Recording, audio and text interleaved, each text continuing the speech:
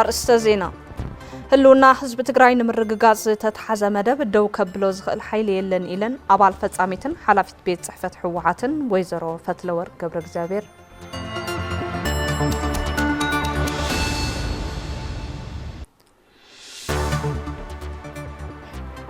ሚድያታት ትግራይ ሓለዋትን ድሕነትን ህዝብ ትግራይ ንምውሓስ ኣብ ዝግበር ቃልሲ ግብአን ክፍጽማ ይግባእ ኢሉ ቢሮ ጉዳያት ኮሙኒኬሽን ትግራይ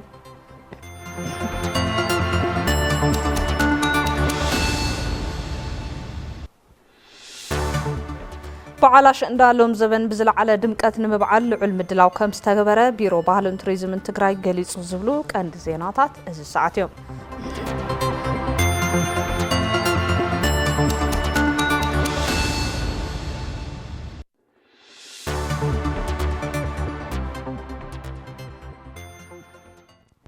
سلام ጥዕና ሃበለይ ከመይ ጸኒሕኩም ዝኸበርኩም ተመልከትና ነዝዕለት እዚ ዝመረጽናዮም ዝተፈላለዩ ዜናታት ሒዝና ቀርብና ኣለና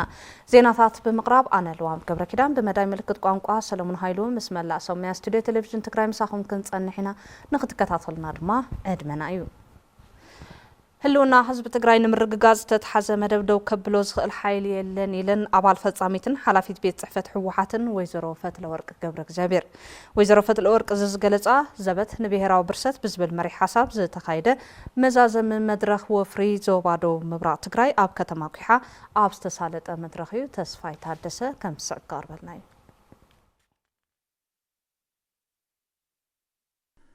ኣብዞዋ ዶ ምብራቕ ዘበት ንብሔራዊ ብርሰት ብዝብል መሪ ሓሳብ ኣብ ከተማ ኩሓ መዛዘመ ህዝባዊ ዋዕላ ተሳሊጡ ኣብቲ መድረኽ ተረኺበን መልእኽቲ ዘሕለፋ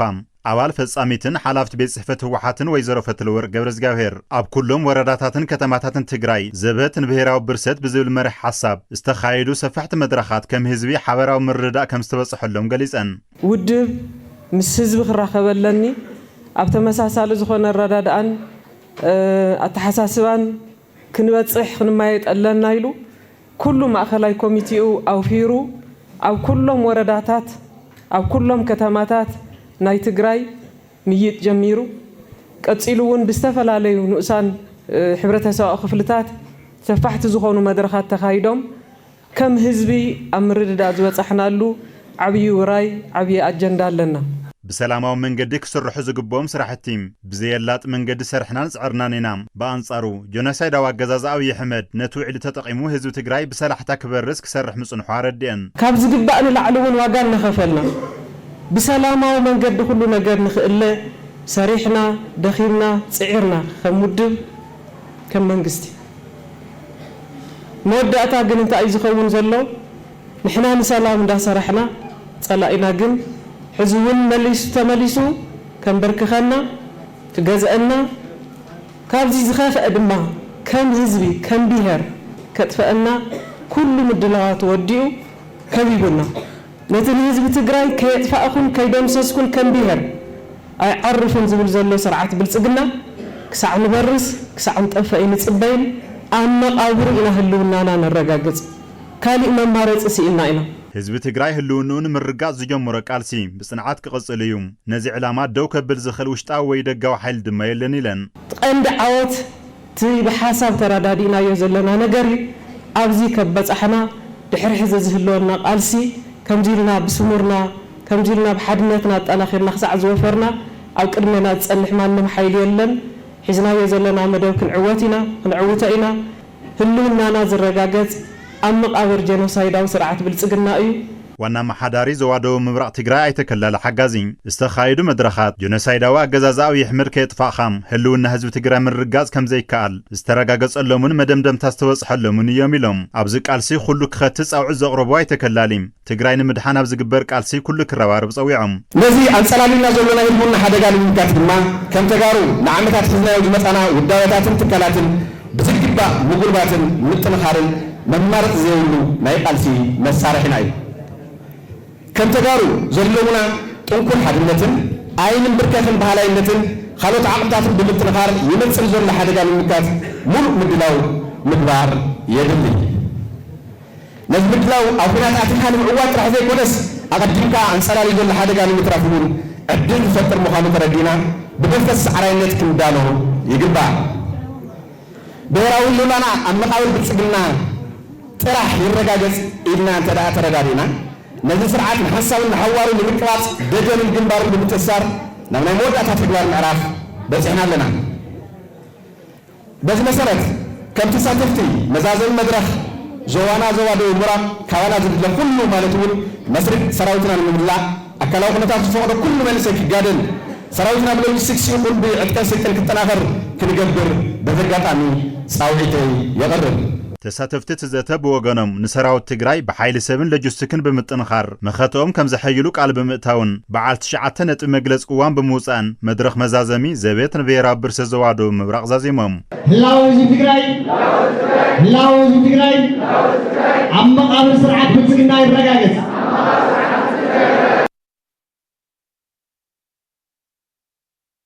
ብሽም ሃይማኖት ሓድነት ህዝቢ ትግራይ ንምዝራግ ዝንቀሳቀሱ ሓይልታት ውዲቶም ብምፍሻል ሃልዋትን ድሕነትን ህዝቢ ትግራይ ንምርግጋጽ ኣብ ዝካየድ ዘሎ ቃልሲ እጃሞም ከም ዘወፍዩ መራሕቲ ሃይማኖት ዞባ ማእኸል ትግራይ ገሊጾም። እዞም መራሕቲ ሃይማኖት ነዚ ዝገልጹ ዘበት ንብሔራዊ ብርሰት ብዝብል መሪ ሓሳብ ኣብ ከተማ ኣክሱም ኣብ ዘካየድዎ መጠቓለሊ መድረኽ እዩ። ፍስሓ መዝገበ ኣዋዲድና ኣሎ። ጸጋይ መኮነን ድማ ከም ዝስዕብ ከቕርበልና እዩ። ካብ 22 ወረዳታት ዞባ ማእከል ትግራይ ዝተወከሉ መራሕቲ ዝተፈላለዩ ሃይማኖታት ዘበት ንብሔራዊ ብርሰት ብዝብል መራሒ ሓሳብ ኣብ ከተማ ኣክሱም መድረኽ ዘተ ኣሳሊጦም። ኣብቲ መድረኽ ዝተሳተፉ መራሕቲ ዝተፈላለዩ ሃይማኖታት ብጉልባብ ሃይማኖት ሓድነት ህዝቢ ትግራይ ንምሽራፍን ቃልሲ ህልውናን ድሕንነትን ንምትዕንቃፍን ይሰርሑን ዘለዉ ኣካላት ውዲቶም ንምፍሻል ኣብ ጎኒ ህዝብን መንግስትን ትግራይ ተሰሊፎም ቃልሶም ከም ዝሕይሉ ይገልጹ። እቲ ሙስሊም እቲ ሙስሊም ሃይማኖትና ጽዕና ክብርና ግን ናጠንከረ ኩሉ ሻል ብሓደ ክንከድ ዝቆኑ ዘይተረድኦም ሰባት እዮም ዘለውና ዝበዝሕ ጽቡቕ ኣለና ብኻሊእ ዓወት ወፂሎም ምስ ብሃይማኖት ዝኣተውና ካብ ወፃእ ትሒዙ ሰብኣውቲ እኒአ እዩ ኣብ ከባቢና ተተቃሊስና ነንኩኾ በሃይማኖት ደረጃ ኣቢልካ ዝእቶ ነገራት ብዙሓት ስለ ዘለዉ እስክንርአዮም ኣብ ቤተ ክርስቲያን ይኹን ኣብ መስጊዱ ዝዝረብ ዘረባ ግን ትክክል ኣይኮነን እሞስ ንራዳ ተባሂሉ ዝመፀ መድረኽ ብጣዕሚ ደስ በሃሊ እዩ። ብስሩውን ንዚ ነገር ክዕውተና ዝኽእል መንግስቲ ጆኖሳይደር ኣብይ ኣሕመድ ኣብ ልዕሊ ትካላት ሃይማኖት መራሕትን ሰዓብትን ዝፈጸሞ ጨፍጫፍ ከም ዘይርስዕዎ ዝገለጹ እዞም መራሕቲ ሃይማኖት እዚ ኣረሜናዊ ተግባር ክድገም ከም ዘይፈቕዱን ነዚ ንምምካትን ልኡላዊ ግዝኣት ትግራይ ንምርጋፅን ድማ ካብኦም ዝሕተት ኩሉ ንምውፋይ ድልዋት ምዃኖም ይዛረቡ። ጉልበት ዘለዎ ብጉልበቱ ገንዘብ ዘለዎ ብገንዘቡ ኣቑሑት ዘለዎ መሳርሒ ብቑሑ ገይሩ ደጀን ኮይኑ ቆይሙ ነቲ ዝመፀና ዘሎ ማዕተ ዘይተቃሊስናዮ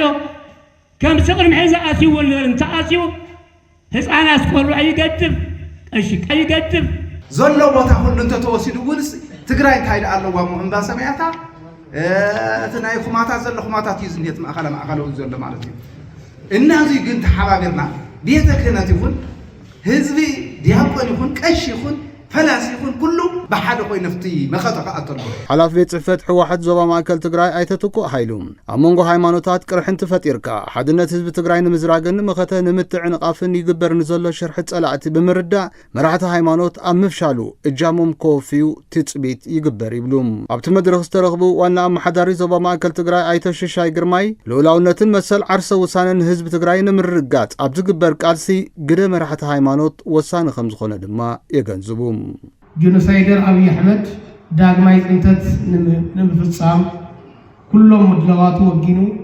ክገብጠና ኣብ ዝግበር ግጥም እጃም መራሕቲ ሃይማኖት መተካታት ስለ ዘይብሉ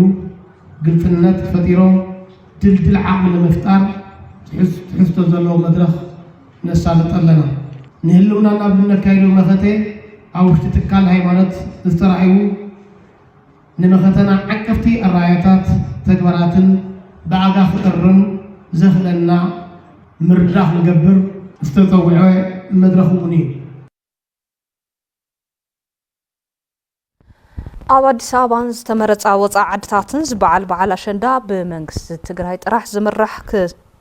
ክምራሕ ይስራሕ ከም ዘሎ ቢሮ ባህልን ቱሪዝምን ትግራይ ኣፍሊጡ። በዓል ኣሸንዳ ሎም ዘበን ብድሙቕ ኣገባብ ንምብዓል ዓብዪ ኮሚቴ ኣሸንዳ ከም ዝተጣየሸ ድማ እቲ ቢሮ ኣፍሊጡ። ገነት ካሕሳይ ተወሳኺ ጸብጻብ ኣለዋ። لوم زبن زخبر بعلا شندا تاريخ كبر منتن حزب تግራይ بزقصل መንገዲ ንክበዓል ምድላዋት ከም ዝተወገነ ሓላፊ ቢሮ ባህልን ቱሪዝምን ትግራይ አይተ ዶራስ ጎዶም ገሊጾም አሸንዳ ፍሉይ ድምቀትን ምብዓል ዓቢ ኮሚቴ ዝተፈላልዩ ምድላዋት እናገበረ እዩ ዝበዓል እዚ ድሙቅ ኮይኑ ንክሐልፍ ሓደ ባህላዊ ትሕዝቶ ዝሓለወ በዓል ንኸውን ብደንቢ ኣብዙ ምድላው ንገብረለና ኢና ፍላይ ሰዋና ዝበዓል እዚ ዝኾና ጎራዙ ደቂ ኣንስትዮ ብደንቢ ባህላዊ ክዳነን ተኸዲነን ትቁናነውን ኣደታትና ይጥቀመለዎም ዝነበራ ኣርቲፊሻል ከይኮነስ ፀጉረን ተቆኒነን ንኽመጻ ፍላይ መናእሰይ ደቂ ኣንስትዮ ካብቲ ሕሉፍ ዓቢ ኮሚቴ ፍልይ ዝበለ ትኩረት ይወሎ እዩ እዚ በዓል ብድሙቕ ኣገባብ ንክሐልፍ ዝተጣየሸ ዓቢ ኮሚቴ ኣሸንዳ ከም ዘሎ ዝገለጹ ኣይተዶሪ ብሽማ ኣሸንዳ ትግራይ ኣብ ኣዲስ ኣበባ ይኹን ኣብ ወፃኢ ዓድታት እንትኽበር ብመንግስቲ ትግራይ ጥራሕ ክምራሕ ንምርዳእ ይግበር ኣሎ ኢሎም ኣሸንዳ ኢትዮጵያ ብዝብል ኣብ ኣዲስ ኣበባ ዝተጀመረ ምንቅስቃስ ነይሩ እቲ ምንቅስቃስ ከም ቢሮ እውን ብዕቱብ እናተኸታተልናዮ ፀኒሕና ምስ ሚኒስተር ስፖርትን ባህልን እውን ምርዳእ ገይርና ኣለና ለዚ ትሕቶ ኣሸንዳ ናይ ትግራይን ተጋሩን ዋና በዓል ስለ ዝኾነ እዚ በዓል እዚ ኣብ ኣዲስ ኣበባ ይኹን ኣብ ካልኦት ናይ ወፃኢ ዓድታት ክበዓል ተሎ ብመንግስቲ ትግራይ ጥራሕ ይኹን ምራሕ ዘሎ ዝብል ኣቋም ኣቕሪብና ዝተዋሃበና ምላሽ ጽቡቕ እዩ ብቐጻልነት ከዓ ምሳኣቶም እናተረዳዳእና ትኻሊ ኣካል እቲ ከምዚ ዓይነት ባህልናን መንነትናን ክምንጥል ዝተልዓለ ኣካል እውን ካብዚ ሕማቕ ተግባር ንኽውጠብ ብቐጻልነት እውን ከም ቢሮ ከም መንግስቲ ከም ዓብይ ኮሚቴ እውን ክንሰርሐሉ ቆሪፅና ተላዒልና ኣለና በዓል ኣሸንዳ ተምሳሌት ሓድነት ሓልዮትን ምርዳእን ዝበላ ምክትል ሓላፊት ቢሮ ጉዳይ ደቂ ኣንስትዮ ትግራይ ወይዘሮ ኣበባ ጊደይ ኣብ ፈታን እዋን ኮይና ነብዕሎ ዘለና እዚ በዓል ምእንተ ክብርኻን መንነትኻን ዝግበር ቃልሲ ኣካል ብምግባር ብድሙቕ ኣገባብ ክኽበር ይግባእ ኢለን ኣሸንዳ ከም ሓድናትን ደቂ ኣንስትዮ ኢኮኖሚ ተጠቃምነትን እውን ነረጋግፀሉ መዳይ ጌርና ክንሕልፎ ኣለና ማለት በብወረዱ ዝካየድለው ብስም ኣሸንዳ ማለት እዩ ብስም ኣሸንዳ ለኣብነት ተፀገመት ጓል ኣንስተይቲ ምሕጋዝ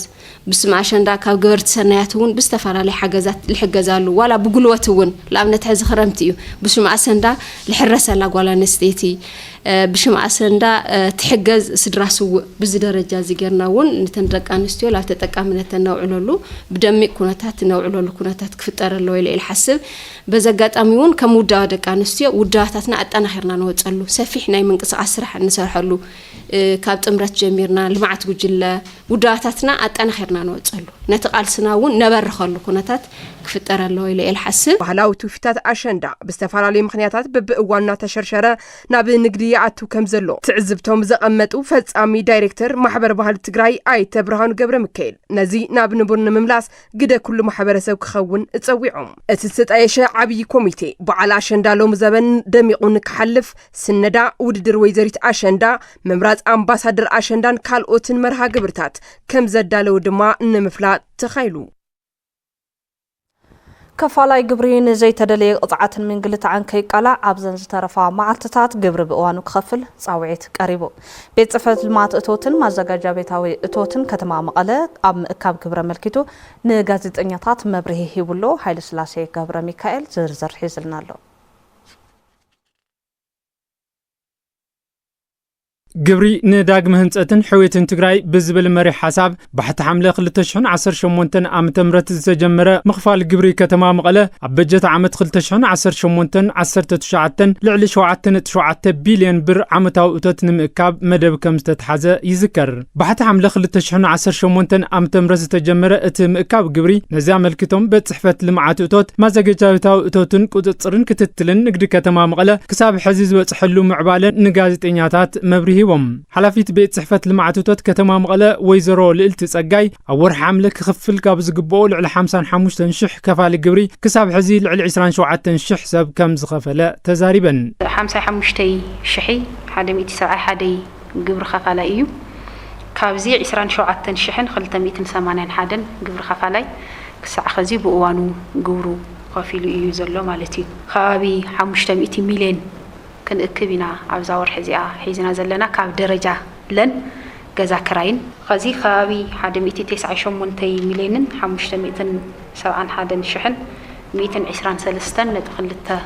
ዝኸውን ገንዘብ ኣታዊ ኮይኑ ነው ክሳዕ ከዚ ማለት እዩ ካብ ካልኦት ንእክቦ ግብሪ ድማ ከባቢ 207 ሚልዮንን 191,559.8 ኣታዊ ኮይኑ ነው بدمر كسع خزي 405 مليون 698 شحن 683.5 أتاو غيرنا هنا مالتي متحاوري مزاجاويتاو اتوت كتما مقله ايتو ملغيتا غبرو يسوس بوغنم كبحت حمله 2018 عام تمرت كسكاب 30 تقمت 2019 عام تمرت 1.1 بليون بر نمكاب مدب تتحيزو زاغيد 18 مئتاوي كم استفصمه غليصم عامتاو تلمي 5.9 بليون ان حيزنا نحنا كم زفلت كاوزي 1.5 بليون او 4 ورحي كس كاو حمله 1 كسب قمت 30 كبي تلمي حزنا زلنا كاوزي مس عمتاو تلمت النصاصر تلا 5.19% يتفصم زلو مس نا 4 ورح تلمت النصاصر تلا 18% يتفصم زلو افصاصما كفل كتماتات زي ممططان الله زبلو اتم حلفتي ازي እና ተገምገመ ዝሓሸ ስራሕ ንምስራሕ ከም ዝንቀሳቀሱን ኣብ ምኽፋል ግብሪ ዝለዓሉ ጥርዓናት እውን እና ተኻታተልካ ፍታሕ ይግበረሎም ከም ዘሎ ሓቢሮም ካብ 600 ዝኸውን ጥርዓን ቀሪቡ እዩ ከም ከተማ إذا شحن 600 زقرابة طرحان بأوانو نايتن طرحان منجتات فلينا مستم قبر خفلتي تردادينا زستفتح الخونتات يزلم أبانا 327 يوم بكتما درجات طرحانات آتيهم كاوزيهم بمرداء زستفتحوا 350 حاديهم استم حايشو 84 يوم يقبل حادي بدمر 100% تفتحي بمرداء مالت ورحم لك زازم تريفو زلو معلتات وسني زبلو تم حلفتي كفالاي قبري نزي تدلي قصعاتاتن من قلتعاتن كيقلع ابزن ترفا معلتات قبري بوانو كخفل تصاوعي تقريبهم تاريفنا زلو معلتن تزي خفل قبر خفالاي نايتمطاطني زلو سلازي نحنا كم منغستي قلقالوتنا سلوت غيرنا كنغلغل إيفن قدام سنبتن كنعتي نتقبر خفالاي كنغلغل أبزن تريفن زلوا معلتي سو أبز حصر إيوان تقبر خفالاينا بأوانو موصيو كله بزي قزعات زخفلو العدل كفتر اللو إنا نمل زلنا بسومنزي ببدورو جوز ولا مريحنات بكوميتمنت بقرصينينت زلو زي خفل قبر خفالي بأوانو كمز ناي مختات حلافنت اللو تريفن زلوا معلت دما ناي سومنيو سلازي محبرسبنا نزي تدلي ولد محدارا وقصعت كدارغي سلازي ابزلو شجر كيقصع كالو صقمات كيوصحو بوان موصيو بزغات امز كخفل مازاجاجابيت اتوت كتما مقله يصوع بتمساسال زينا كيد سراح سرعات قططرن كتتل النقدي كتما مقله بوغنو اب كتما مقله زاغيد لعل 13 شحن غداي فقاد كم زحدثه غليصو اتحبار سرعات كتتلن قططرن نقدي كتما مقاله ايت برهان ولد جبريل اب كلن ماخلات مخفل جبري قلقالوت حدا ماخل سلازلو جبري زخفل نغداي غونا غوني باوانو نقد فقادو كحدث صاوعيت اقربهم حزون هايل سلاسي كبر ميكائيل توسع صصاو كبناي سرت حمش شحن 495 نغداي كاب لمعاتቶት قبو خفيل سلازخنا جبر كحدث الله ويلهم كليرانس زهاو نغداي لنا ازيو 100 مئتاو كحدث يوت مدى تحدث زلو كان 13 شحن 171 نيم دي مئتاوي كرنتلو كافتي كليرانس وسده 85 مئتاوي يزلو تفصاصما نقد فقط زي ولهم زي حقاويان نغادلهم استونتم حقاو نغادو زصاو نتوت كتماناون زصابا سراحه زسرحو حقاو فقط زي ولهم نغادلو ابزياتمون ابزناي حزيناي ورحي حمله جمرنا مدى معصن معصو 2257 نغادو نقد فقاد زيولهم الناس رحوا إنا رغينا كابزياتهم 2233 ناب سرعات كاتو غيرنا لنا زيو 99 مئتاوي افصاص مالو سلازي تجمامرا اب حدش فقاد موصا نقد فقاد زيولهم حدش مغان فقاد موصا تجمير زل سرح بو تطناخير قصل مغواريو او كتما مقاله ورد الكا خطر انت الله بركت ولا نقد فقاد زيولو نغاداي سلازركاب كاون لعلي غشخاش كنغبر كاون لعلي قطصر كنغبر كاون لعلي ما حدش فقاد اوتيو حقاو نغاداي كوينو قصل زغبو ክቅጽል ምግባር ሓደ ስራሕና እዩ ዝኸውን ዘሎ ማለት እዩ ኣፍታ ተሪፋ ዘላ መዓልቲ እቲ ዘይሓደሰ ዝኸደ ይኹን እቲ ሕዚ ግብሪ ዘይከፈለ ዘሎ ግብሪ ዝኸፈለ ዘን ተሪፋን ዘለዋ መዓልታት ኣብኡ እናሃለወ ንግዲ ፍቃዱ ኣሐዲሱ ክኸይድ ናይ ምግባር መደብ ተጠናኺሩ ክቅጽል ኢና ክንገብር ማለት እዩ ኣብ ምኽፋል ግብሪ ዘጋጥሙ ክፍተታት ብምፍታሕ ውሽጣዊ እቶት ትግራይ ንምድንፋዕ ህላዊ ህዝቢ ትግራይ ውሑስ ምግባር ከም ዝከኣል በዓል መዚ ልምዓት እቶት ትግራይ ኣፍሊጡ እቲ በዓል መዚ ምስ መድረክቲ ኣካላትን ማሕበረሰብ ንግድን ኣብ ኣከፋፍላ ግብሪ ዘሎ ግንዛበ ንምዕባይ መድረኽ ምክክር ኣሳሊጡ ትዕግስተ ኪሮስ ከም ዝስዕብ ክትቐርበልና በዓል መዚ ልምዓት እቶት ክልል ትግራይ ምስ ማሕበረሰብ ንግድን መዳርክቲ ኣካላትን ኣብ ምዕባይ ውሽጣዊ እቶት ትግራይ ሓበራዊ መድረኽ ምክክር ኣሳሊጦም ነቲ መድረኽ ዝመርሓ ዳይሬክተር እቲ በዓል መዚ ዝኾና ዶክተር ምሕረት በየነ ህላዊ ህዝቢ ትግራይ ንምውሓስ ውሽጣዊ ዓቕምታት ብምዕባይ ዓርሰ ምርኮዛ ንኽዛይድ ግብሪ ምኽፋል ወሳኒ ከም ዝኾነ ይብርሃ ኣብ ፍሉይ ኩነታት ኢና ዘለና ኣብ መኸተ ኢና ዝኔና እታ መኸተ ከዓ መጀመርያ ዓርሰ ምርኮሳ እያ ነዚኣ ክነጣናኽር ተኾይንና ሃላዋት ከም ተጋሩ ክንህሉ ተኾይንና ዓርስና ንኽኣል ክንብል ከለና ከዓ እቲ ዘለዎ ይኽፈል ኢና ንብል ዘለና ምዕሩይ ስርዓት ኣከፋፍላ ግብሪ ንክህሉ ተዋዲድካ ምስራሕ ከም ዘድሊ ብምእንፋትን ብኡቢልካ ድማ ውሽጣዊ እቶት ትግራይ ምድንፋዕ ከም ዝከኣል ዝጠቐሱ ድማ ፕሬዚደንት ንግዲ ዘፈር ማሕበራት ትግራይ ኣይተ በሪሁ ሃፍቱ እዮም እቲ ነጋዳይ መጀመርያ ሕጋዊ መስርሕ ይደሊ ስሉጥ ሰለጤን ዘለዎ ግልጋሎት ይደሊ ፍትሒ ይደሊ ነዚኦም ንምርግጋጽ ተቐራሪብካ ምስራሕ ከደሊ እዩ ኣብዚ ንዖም ቶም ግልጋሎቶም ክረክብ ክኸፍሎ ዝግብኦ ግቡውን ክኸፍል እዩ ፀገም የለዎን ግን ድማ ነታ ግልጋሎት ነታ ፋይሉ ነታ መዝገቡ ንኸግኒ እንድሕር ፀገማ ዝፈጠሮ ኮይኑ ተወሳኺ ክፍል ዝኸፍል እንድሕር ኮይኑ ኣብቲ ስርዓት ዘሎ እምነቱ እውን እናተሸርሸረ ይኸይድ ተረባሕነቱ እውን ኣይረጋገፅን ሓላፍነቱ እውን ኣይዋጣጥና ኣብዚ ተቐራሪብና ንሰርሐሉ ዕድል ክፍጠር ምኽቲ ክሕል ስለደለኹ ማሕበረሰብ ንግዲ ብግዲኦም ትግራይ ካብቲ ተነቢሩላ ዘሎ ማሕበረ ቁጠባዊ ክልከላ ንኽትናገፍ ውሽጣዊ እቶት ንኽዓብን ጉቦም ከም ዝፍጽሙ ብምግላጽ ኣብ ከይዲ ስርዓት ምኽፋል ግብሪ ዝረኣዩ ገለ ክፍተታት ክእረሙ የገንዝቡ ተዓዲ ናይ ኩላህና እያ ንዓኹም ነወይንኹም ኣይኮነትን ንዓና እውን ነወይንና ኣይኮና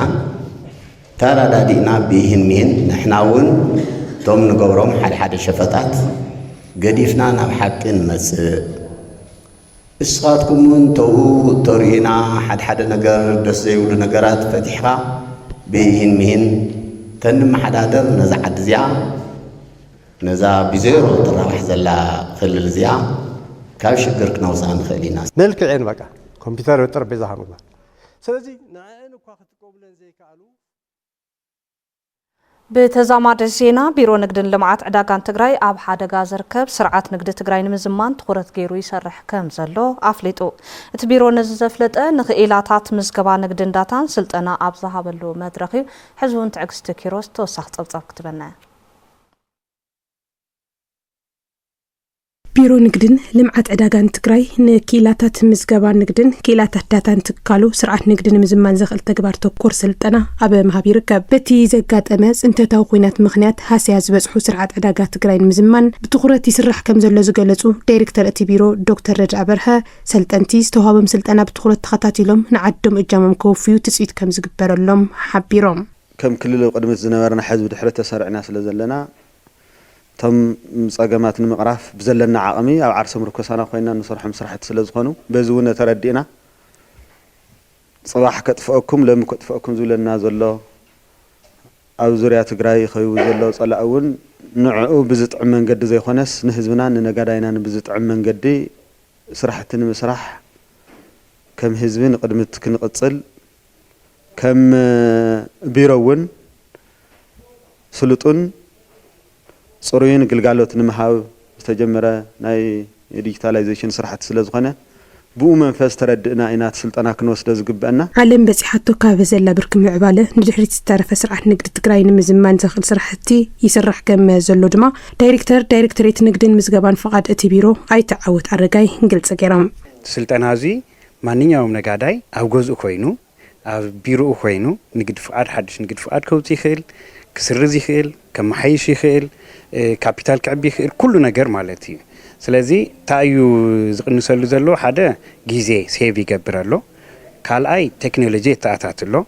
ሳልሳይ እናትዋና ደሞ ምሰባት አይራኸብን ዘሎ ምሰባት አይራኸብን እንድሕር ንብል ኮይና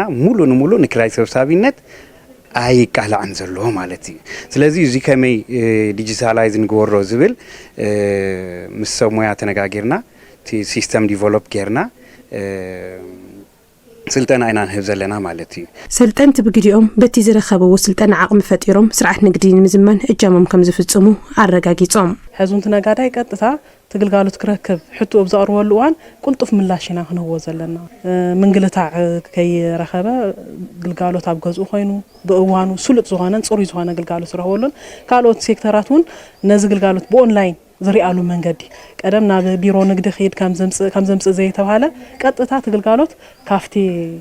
ሲስተም ሪኦም ግልጋሎት ዝህብሉ መንገዲ እዩ ክንፈጥር ንኽእል ኢና ንሕና በቲ ስልጠና መሰረት ከመይ ከም ልእተ ከመይ ከም ዝስራሕ ንዕኡ እውን ለሃብና ንሕና እውን ለይሃምዚ ስልጠና ሊወሰደ እውን ኣለና ንዕኡ እውን መሰረት ለሓገዝና ትልሕገዝ ሙሉእ ሓገዝ ለሃብና ንሱ እውን ናይቱ ዲጂታላይዜሽን ተጠቃሚ ንምግባር ንሕና ድልዋት ኮይና ክንሰርሕ ኣለና ማለት እዩ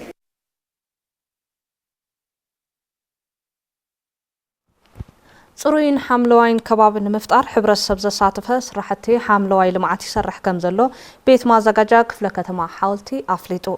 ኣብ ክረምታዊ መደባት ልምዓት ልዕሊ 100,000 ተኽልታት ንምትካል ይሰርሕ ከም ዘሎ ገሊጹ ኣብ ዘዛዕባ እዚ ገብረ መድህን ተወልደ መድህን ተወሳኺ ሓበሬታ ክበና እዩ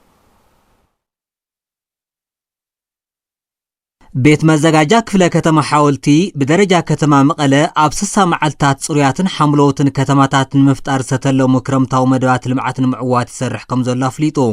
ኣብ ክፍለ ከተማ ሓወልቲ ነበርቲ ጣብያ መሞና ተወዲበን ከባቢአን ጽሩይን ሓምለዋይን ንምግባር ይሰርሕ ከም ዘለዋን ለውጥታት ምምጻእ ከም ዝተጀመረን ይገልጻ ሓምለዋይ ልምዓት ክነልምዕ ከባቢና ክነንጽህ ድሌትና ንሕና ስራሕ ጽቡቕ ስራሕ እዩ حملة الوقت جميرنا أو خلت سومن حدا جزء نصحيو نقصقصو أو حدا جزء ها نقوم كم صحيح قصقص يا سرحنا هنايم زع سرحنا صريت صباقة قدنا يلون صريت صباقة تعمينا نسرح ساعتنا فلتيو مع التخلت جزئنا نسرح لتفعل على بوتان إننا نعلنا بوتات مدادينا إننا نسرح سيد سرحنا هم تنري لنا بطعم دسيب لنا قد بحزي هم زي لمعي همزي عم ببينيرو هازكن سارحنا دخيمنا همزي كنريت لنا طعم دسيولنا هازي البلد غيرنا سارحنا كنت انا اخرى دسيولنا حريرو تبلاشو معت وحاف قلمله ينيرو هازكن معلتاوينا نسرحنا قدامين ور سنبتين ور معلتاوي نكوي جميرنا مشت 11 ساعتنا نوص حملوا المعات مفطار نطعنا ناون اير نكونتات ايرنا ون طعم سلازكون حملوا المعات قمزي كابزي لبلصه أصبينا كنقصلو لينا ندلي أكاد سرح بيت مازجاجا كفلا كتما حاولتي أي تجدي أسمهين أب حموش تطابياتات إتا كفلا كتما 95 دقة نستيو أب سرح التصريتن مفتار حملوا كبابن عدل سرح بمفتار مرأي سرحتي وجونكم زلوا يزاربوم حموش تطابياتات اللي أنا هم كفلا كتما حاولتي أو حموش أنت أبيا لعل 9 حموش دقة نستيو كاوسر دراسوات قليل متجادلتي قليل متعمد صقومة زخنا دقة نستيو أو أنا يقولنا أنا يسري سرحتي كسرحة أو حمش لمعت وجل بدأ أنت وديونت سرح يون أينينا مالتي هذا كفلا كتما حاولتي بملؤ زبها ناي أسفلت شفان أما على تخلتك زي تصري قدم ساعات دحر ساعات صوت ناي مجمرة قداينا صريت كفلا كتما نفتريو بتخلي جز قعات ناي درق وحف وها قلقالتنا بتخلي قعات بتدرجاسو قلقالت كن ولا بدنا خلي من قدر نفتر زولي عدها قدايون حزيز همنا وفر صريت كايدلو نحنا معلتاوت درق وحفنا العللنا نعم مسرت أو لو تنمس زويل كم قص حزنا كم بلان حزنا نكساس لنا هنا تمحاور سوق عبز درجة زي أو فرص ريت خطت قدامي كم فلك تما توصين زلوا مالتي أب كرمتاو مدبات المعات لعلم إتشح تغلطات المتكال مدب تتحيزو ننبر تاموتشوتن حملويتن كتمان مفتارن لو تكونتات أير نمكل خالن يسرح كم زلو أي تقدي أفليتهم زخنا يكون رسيحات كيهلي كيهلل ما يزعقور نجاراتون كيهليو زينا معررنا نخدزول تناي محرسه ناي تعنقو قدايون ناو حدقا قدمو صحو ناي مكل خال سرح كنسرح زول نوز هير كنتفس انت خوينس نوزمت انت خليك هل خل له مالتي نوزمت ناي كتما صباقك وزخل عمبا صباقك وزخل سعري صباقك وزخل تخلي كتكل له زول كم بلان حزنا ان نقاسا زلنا نريو زلنا بدحرنا يكون بقدمنا نريو زلنا ناي أكلتنا خرمتها ومدوي 30,620 كنتكل يوتي بلان نحنا ناب 100,000 نتقلينا هنا كافتنا موجسنا يزوا حافب بيلنا حزنايا لمنتاي حزنا 15,000 خاوتات تخيلنا لنا او زور حزي جن لعل 900 كاف زحزنا شتو كنفصم تمدب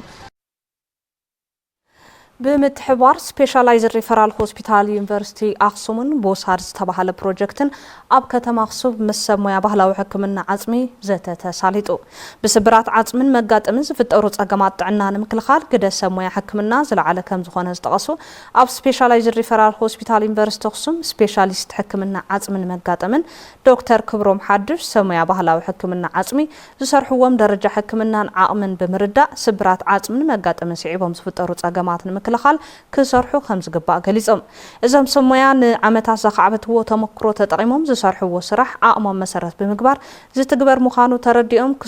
كسرحون لعلى عامهم زخوان دما نابتقالات عنا كل أخو خمس قباء حبيرهم توكار ريفرال هوسبيتال عايدر سبيشاليست حكمنا عزمي دكتور كيدانا مريم أبرها سميا بحلاو حكمنا عزمي زهبوه بمويا استحقزة قلقالو تنخهبو دقف كمزر اليوم بمتقاس زبناو حكمنا عزمي ناب كله تبتسحب زي مخانو أبركتو زن بحلاو حاخيم وسان كم زخانة قليزهم أب بحلاو حكمنا عزم استوافرو تساتفت بوغنهم اتزته أب كيدي سرحهم لزقات ممتقب أب مفتاح حقاز كم زخانن أب عزمن مقات من زبتسح قدعاتنا مكلخال توسح عام خمس فتر اللو من تزاريبهم أفتزته كاب كتم أخصمن وردال علي مايجون استوكلو سب مويا بحلاو حكمنا عزمن مقات من تساتفهم يوم كم تصاب في السامز كذا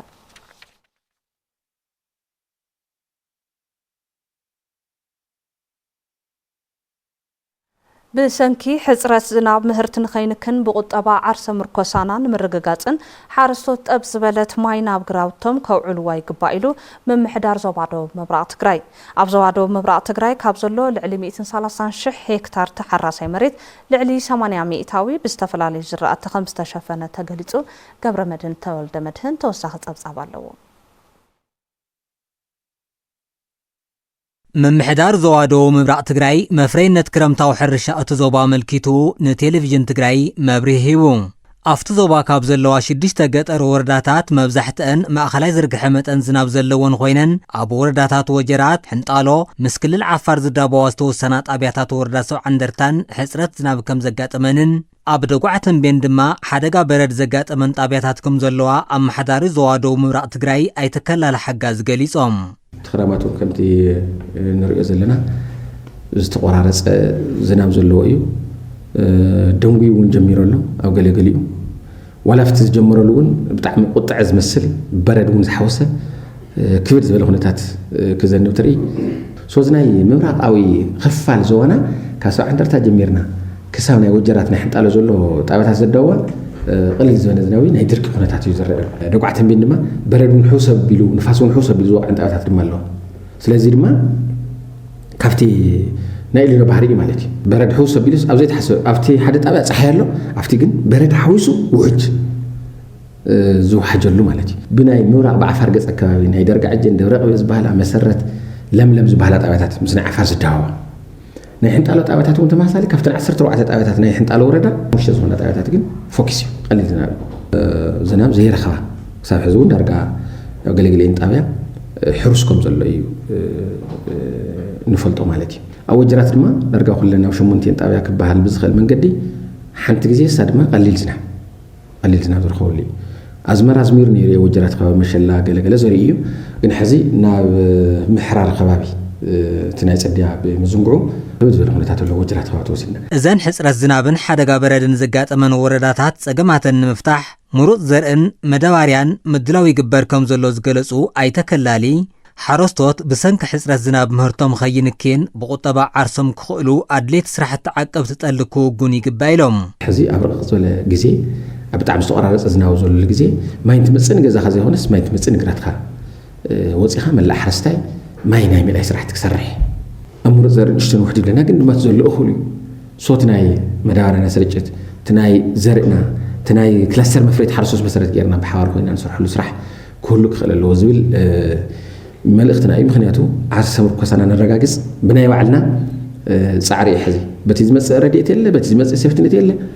تا كن سرح نخل سرح عرسنا بعرسنا كنخل تقولنا كلها زلا ናይ ክረምቲ ማይ እውን ተጠቂምና ኣብ ናይ መስኖ እውን ተጠቂምና ዓርሲ ምርኮሳና ክነረጋግፅ ክንከለልና እቲ ፀገም ዘሎ ቀሊል ዋላ እንትኾነ እቲ ዝናብ ማእኸላይ ይኹን ቀሊል ዝናብ ዝረኽባ ድማ እቲ ማይ እናዕለሉ ኩነታት ክንፈጥር ክንኽእል ኣለና እዚ ኢልና ኣብቲ ናይ መዳበርያ ስርጭት እውን ዳርጋ ክሳብ ሕዚ 75 ሚእታዊ ኣብ ኢድ ሓረስታይ ወፂሑ እዩ ካብ ዘለና 138,000 ኩንታል ጠለበልና ኣብ መኽዝን እውን ኣሎ ኣብ ዞባ ደቡብ ምብራቕ ትግራይ ካብ ዘሎ ልዕሊ 130,000 ሄክታር ተሓራሳይ መሬት እቲ ልዕሊ 80 ሚእታዊ ብዝተፈላለዩ ዝራእቲ ከም ዝተሸፈነን ብማእኸላይ ካብ ሄክታር 28 ኩንታል ምህርቲ ንምርካብ መደብ ተታሒዙ ይስራሕ ከም ዘሎ ኣይተከላል ሓጋዝ ገሊፆም ስፖርታዊ ፀብፃብ ዘቕረበልና ዮሃንስ ኣሸብር ካብ ልቤና ነመስግን ሰዓት ዝመረፅናዮም ዜናታት እውን ኣብ ዘዛዚምና ምስ ዘለዉ መደባት ቴሌቭዥን ትግራይ ሰናይ ጸኒሒ